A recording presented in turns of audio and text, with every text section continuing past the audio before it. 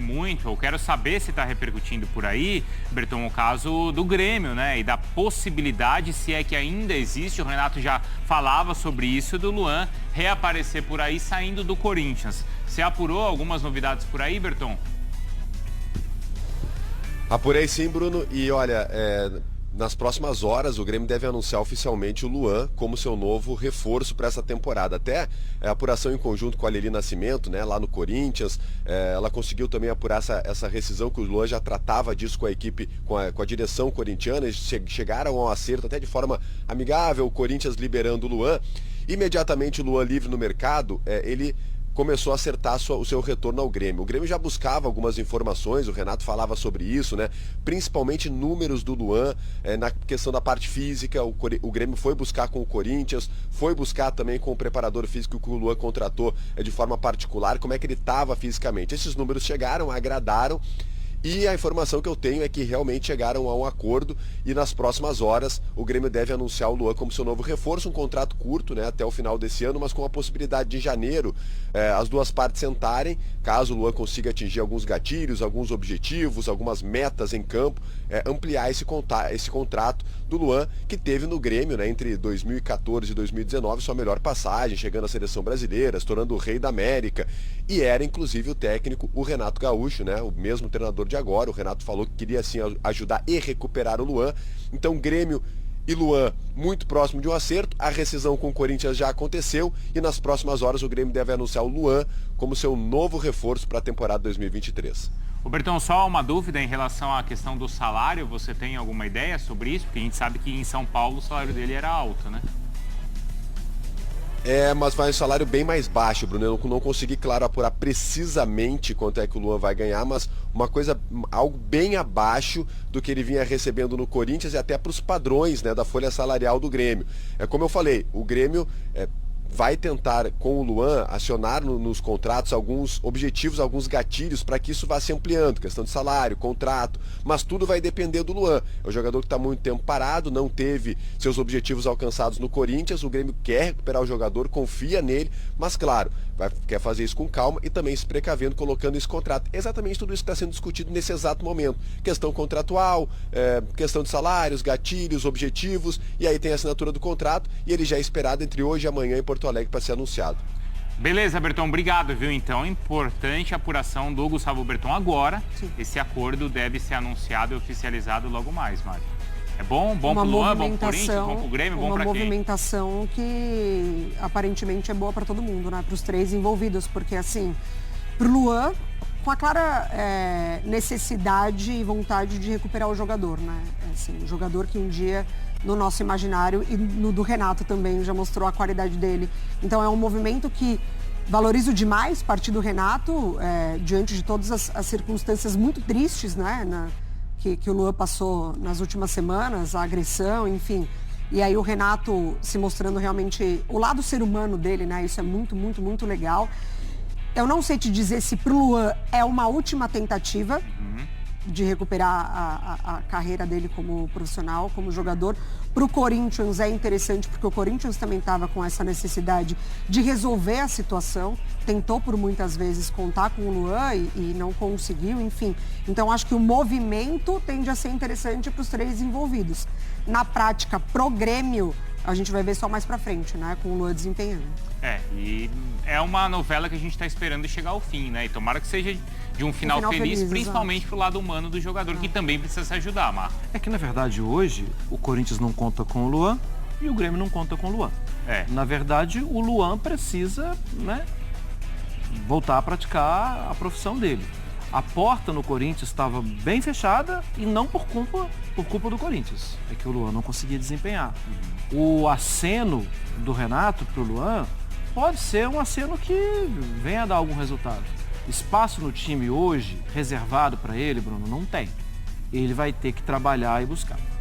Então a informação do Gustavo Berton, que o acerto já existe, deve ser anunciado logo mais, ainda hoje, entre hoje e amanhã. A gente vai agora para o Corinthians, porque foi-se o tempo, Mari Pereira e Mário Marra, que existiu o Sport Center Alerta, com a Lili Nascimento trazendo aquelas notícias assim quentes, né? Denúncias, casos graves. Agora só boas notícias. O time não perde, gente que a torcida não quer vai embora, gente que a torcida quer tá chegando. Só tem notícia boa, não é, Lili? As coisas funcionando, né, Bruno? Um beijo pra você, a Mari, ao Marra, ao fã de esporte.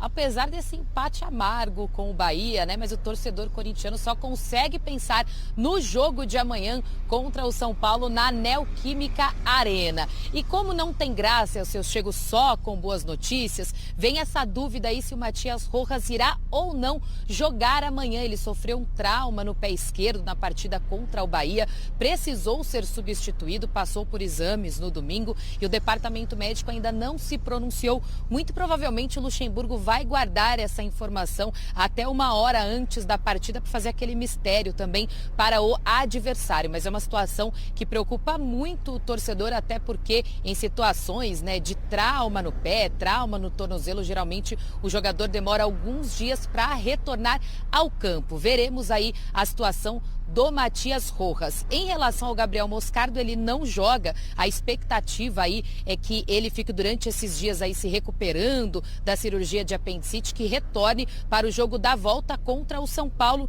Se der tempo, até volta um jogo antes, tem a partida contra o Curitiba pelo Campeonato Brasileiro, mas o departamento médico aí aguardando que ele retorne o quanto antes, né? Se tornou titular e fez muita falta no sábado lá na Arena Fonte Nova. Em relação ao Pedro, teve aquele trauma no quadril na disputa aí da Sul-Americana, né, na repescagem. A gente aguarda para saber também se ele retorna para a partida de amanhã. Que o Corinthians quer construir um placar favorável na Neoquímica Arena, manter aquele tabu de nunca ter perdido para o São Paulo em casa e também pelo seguinte motivo: no intervalo do jogo de ida e volta tem Campeonato Brasileiro e tem jogo de ida e volta da Sul-Americana.